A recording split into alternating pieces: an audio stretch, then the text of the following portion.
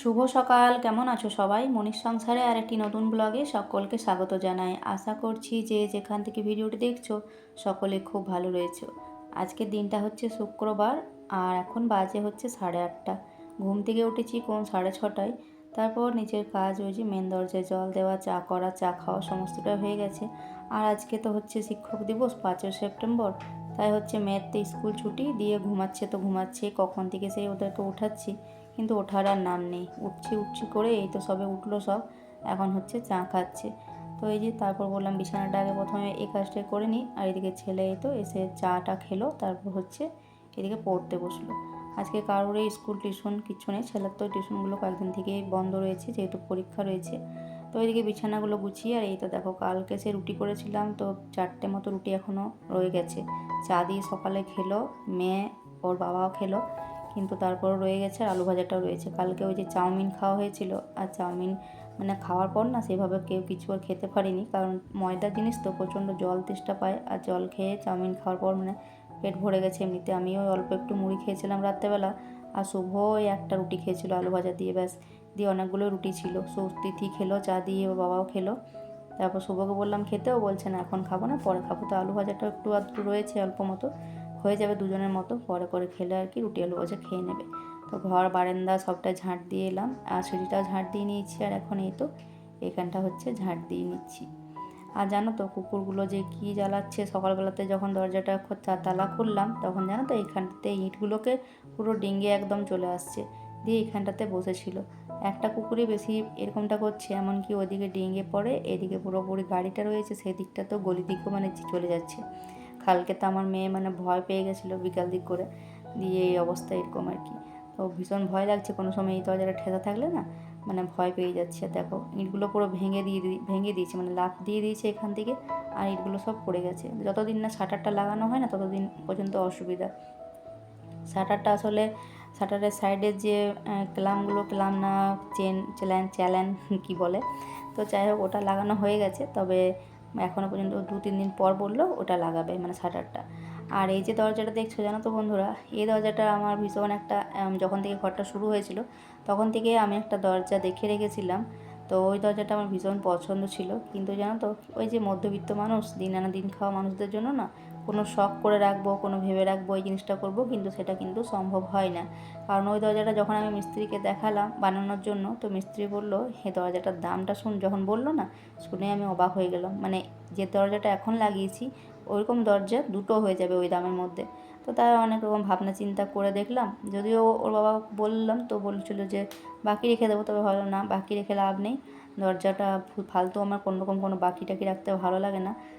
যেটুকু কাজ হচ্ছে সমস্তটাই হচ্ছে টাকা মানে ক্লিয়ার করে দেওয়া ভালো। তাই ভাবনা চিন্তা করে দেখলাম, বললাম ফালতু যে জায়গাতে দুটো দরজা হয়ে যাবে সেই জায়গাতে একটা করে কী লাভ, তো সেই জন্য আর ওটা বানাইনি। তো ইচ্ছা থাকলেও হলো না আর কি, ইচ্ছা তো ছিল কিন্তু টাকার জন্য পিছিয়ে যেতে হলো।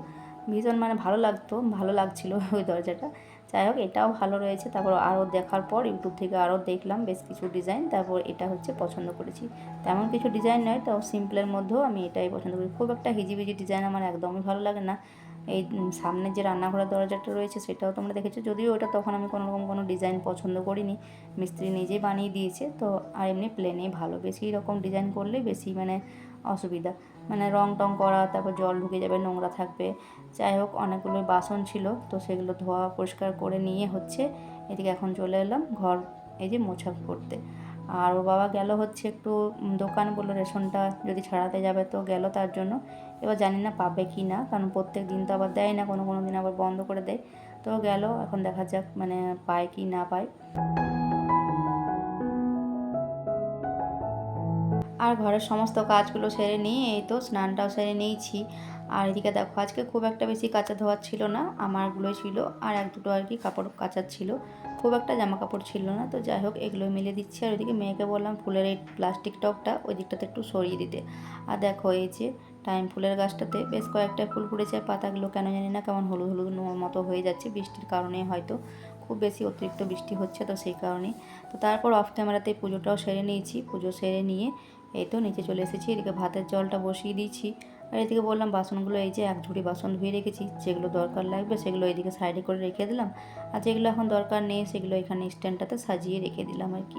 আর এদিকে জলটা, ভাতের জলটাও গরম হয়ে গেছে, চলো এখন চালটা নিয়ে এসে চালটা হচ্ছে ধুয়ে নিয়ে দিয়ে দিই, তারপর হচ্ছে জল খাবার খাবো। ছেলে আবার আমার আশাতেই বসে রয়েছে, রুটিগুলো ওকে বলেছিলাম যে খেয়ে নিতে আলু ভাজা রুটিটা, তো আমার অপেক্ষাতে বসে রয়েছে। সকালবেলা তো চা দিয়ে কিছু খাবে না জানো তো, রুটি খেতে বললে রুটিটা খাবে না, বিস্কুটও নেবে না, শুধু চাটাই খাবে, আর এখনও পর্যন্ত বসে রয়েছে। যাই হোক, ওকে হচ্ছে রুটি আর আলু ভাজাটা দিয়ে দিলাম, দুটো রুটি আলু ভাজা আর দুটো রেখে দিলাম। আমার বরকে তো বলেছিলাম খেতে, তো ও আবার খায়নি, ও আবার বলবে দুপুরবেলা খাবো।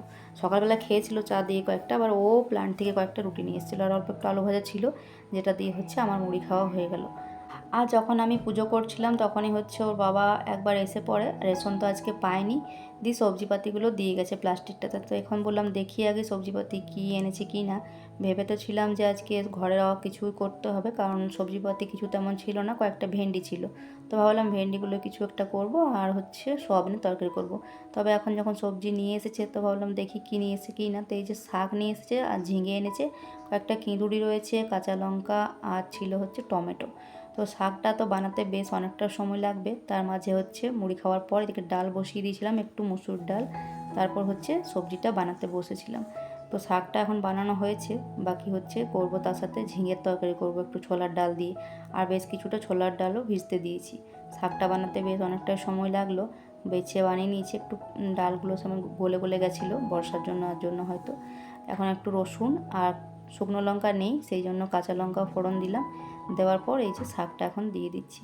আর এদিকে ভাতটা অর্ধেকটা মতো হয়ে গেছে, বাকি এখন আর মানে বন্ধ করে রেখে দিয়েছিলাম, এখন আবারও হচ্ছে ওই পাশটাতে বসিয়ে দিলাম। তো শাকটা যতক্ষণে হচ্ছে ততক্ষণে হচ্ছে সবজির খোসা টসাগুলো হচ্ছে বাগিয়ে গুছিয়ে নেব। তো এখন এই যে শাকটাতে একটুখানি নুন আর এক চিমটি হলুদ দিয়ে দিলাম, দেওয়ার পর এখন একটু ঢাকা চাপা দিয়ে দেবো, তারপর হচ্ছে জলটা শুকিয়ে আসলে তারপর নামাবো। ততক্ষণে ওই দিককার কাজটা হচ্ছে সেরে নিলাম। এদিকে ভাতটাও হয়ে এসেছে, তো অল্প একটু বাকি ছিল, হওয়ার পর নামিয়ে নিয়েছি। আর ততক্ষণে এইদিকে যা শাকের জলটা শুকিয়ে এই শাকটা একদম শুকনো শুকনো করে নিয়েছি, আর এই তো প্লেটটাতে নামিয়ে হচ্ছে রেখে, আর চলো কড়াইটাকে এখন ভালো মতো সিঙ্কে একবার পরিষ্কার করে ধুয়ে নিয়ে এই যে সরষের তেল দেওয়ার পর এটা হচ্ছে পেঁয়াজ কুচিয়ে নিয়েছি, সাথে না কয়েকটা রসুনও কুচিয়েছি, তো কোচানোর পর এটাকে ভালো মতো আর কি ভাজা ভাজা করে নিয়ে কিছুটা তুলে রাখবো।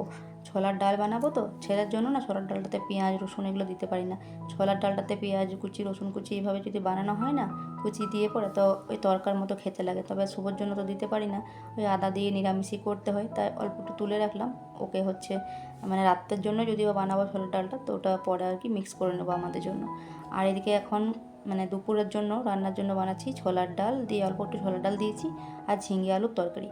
তো আমাদের দুজনের মতোই, ছেলে মেয়ে বলতে মেয়ে হয়তো আলুগুলো একটু একটু নেবে, তবে শুভ তো নেবে না, তার জন্য ডালের মধ্যে কয়েকটা আলু দিয়েছিলাম সেদ্ধ করতে, তো ওগুলো ওর জন্য মেখে দেবো।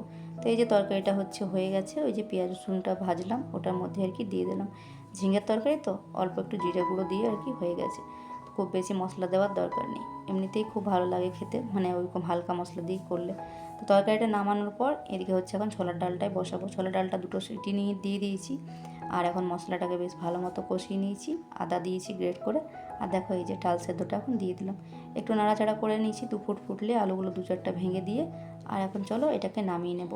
এরই সাথে বলে রাখি, যেসব বন্ধুরা আমার ভিডিওটা দেখছো দেখার সাথে সাথে প্লিজ একটা করে লাইক করে দিও, নতুন বন্ধু হয়ে থাকলে চ্যানেলটিকে সাবস্ক্রাইব করে দিও, আর যারা অলরেডি করে দিয়েছো তাদেরকে জানাই অসংখ্য অসংখ্য ধন্যবাদ। এভাবে পাশে থেকো, এভাবেই সাপোর্ট করো।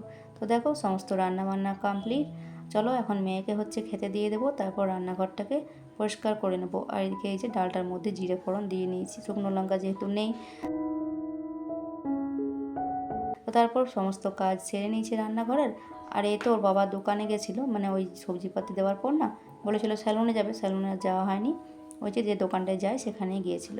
আর এই মুড়িটা না সকালবেলাতেই দিয়ে গেছে, দাদাটাকে সকালে ফোন করেছিলাম, তবে বর্ষার জন্য না মুড়িগুলো খুব ভালো মতো আসছে না, বৃষ্টির জন্য মুড়িগুলো ছোটও হচ্ছে আর কমও হচ্ছে, মানে 2 কিলো মুড়ি যেরকম আমার মানে গ্যালনগুলো হয়ে যায় তার থেকে কম হচ্ছে, তো ভালো ছিল না বলে 2 কিলো দিতে বলেছিলাম।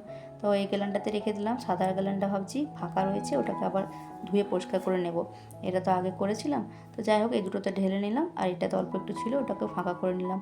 আর আজকের ভিডিওটা এর সাথে শেষ করছি, ভালো লাগলে অবশ্যই লাইক কমেন্ট সাবস্ক্রাইব করে পাশে থেকো। তো চলো আজকের মতো তাহলে আসি, টাটা।